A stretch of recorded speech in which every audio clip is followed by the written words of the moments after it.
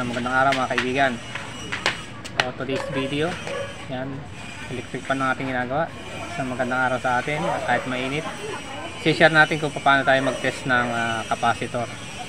At kung pwede yung pagpaparallel o yung dudublihin ng capacitor. So kung paano i-test, ulit na tayo kaibigan. Let's go!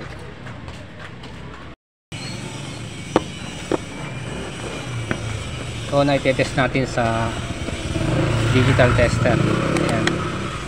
So iseset lang natin sa ohms para mabasa yung resistance nya.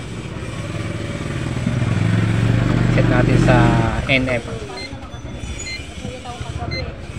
Ayan. Sa NF.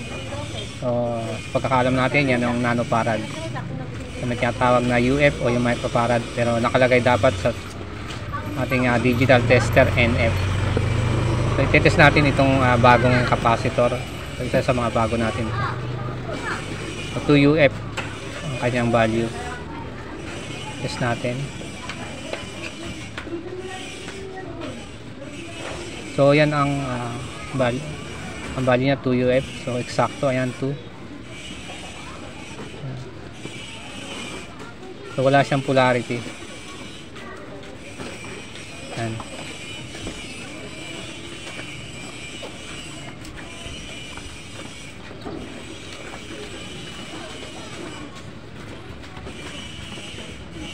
So ayan, bali 1.9, pasok pa rin niya sa 2. Testing natin sa analog tester. So nakasit, kung nagtetest ako yan, nakasit sa 1K. Sa 1K. Uy, sinabit mo na. Ayan. Ano na nangyari? So, sa 2. Bossing? Dapat papasok sa 2. Ha? So, i-test natin sa bago. Ayan. Dapat papatak doon sa 2. So, ito yung palatandaan natin. 1, 2, 3, 4. Hanggang 10. So nakalagay sa 1K. 1K. Yeah, sir, 1K. 1K. Yan.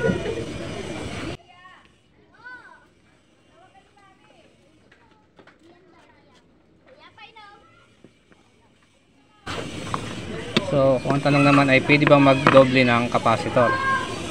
Halimbawa wala kang 2. Yan. So ang sagot po natin dyan ay pwede po.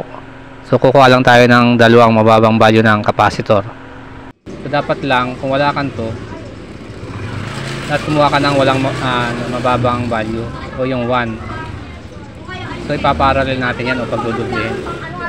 So para sigurado tayo, ito yung 1. 1.2. Pero mas mababa ang isa rito, tinestin na natin.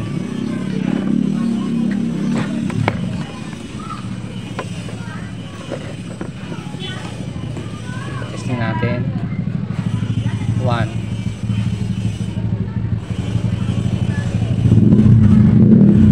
So 1.2.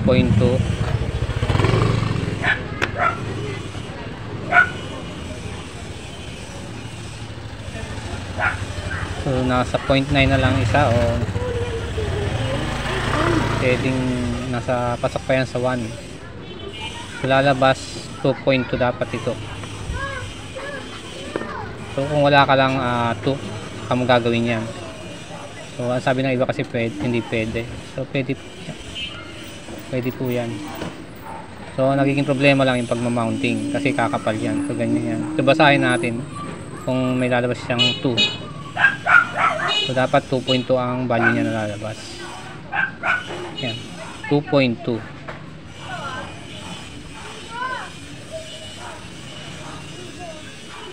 So, maliwanag yan, 2.2. So, ang trabaho naman talaga ng capacitor ay mag-start doon sa electric fan o doon sa motor ng electric fan. So, pag mababa na yung value, natural mabagal na yung ikot. So, pag mataas naman ang value, mabilis nga yung ikot pero pwedeng uminit yung motor. So testingin natin itong mababang value. Ano mangyayari sa electric fan kung babagal.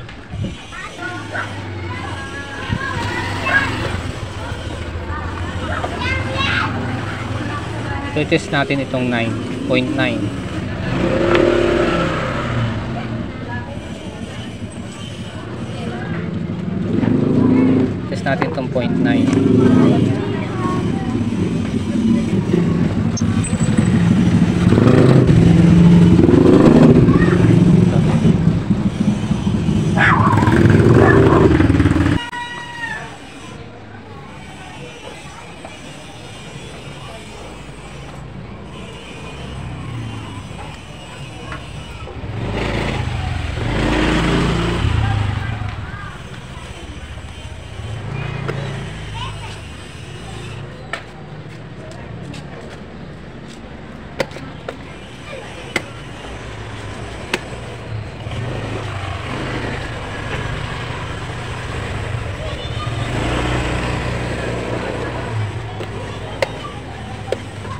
So testing lang to mga kaibigan.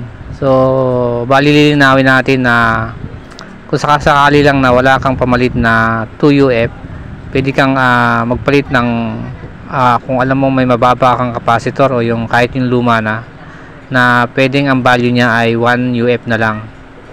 So ipaparallel mo lang yan o pagdodoblehin. So yan yung nagdoble natin. So kung mapapansin mo, kung mababa na yung capacitor, bali bumabagal na yung ikot ng number 1 sa speed niya.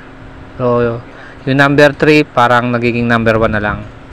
So pwede mong gawin yan kung sakaling wala ka lang pamalit kaibigan. Siguraduhin mo lang na ang value niya ay nasa 1 microfarad o 1 UF. So isa pa sa liliwanagin natin mga kaibigan, dapat ang value ng starting capacitor ay susundin natin. Halimbawa, kung 2UF siya, dapat 2UF din ang ipapalit. Kung magpaparallel ka man, dapat nga itong nasa 2 rin ang magiging same value niya o yung dodoblehin mo yung capacitor. Pag dinoble mo kasi sa parehong 2UF yan, maaaring uminit yung motor. Maaaring bumilis nga siya pero maaaring sobrang init ng motor at masira yung motor. So ang ginagawa kasi ng iba, nababagalan sila at dinadagdagan ng capacitor. Dapat sundin natin kung ano yung required na value ng pyesa o ng capacitor. So para hindi masira ang ating motor. So yun lang mga kaibigan, at sana ay nakapagbigay ako ng idea kung paano i-repair o i-condition ang inyong electric fan. At kung bago ka lang sa aking channel, pa-like na lang at pa-subscribe. Maraming salamat at isang magandang araw kaibigan.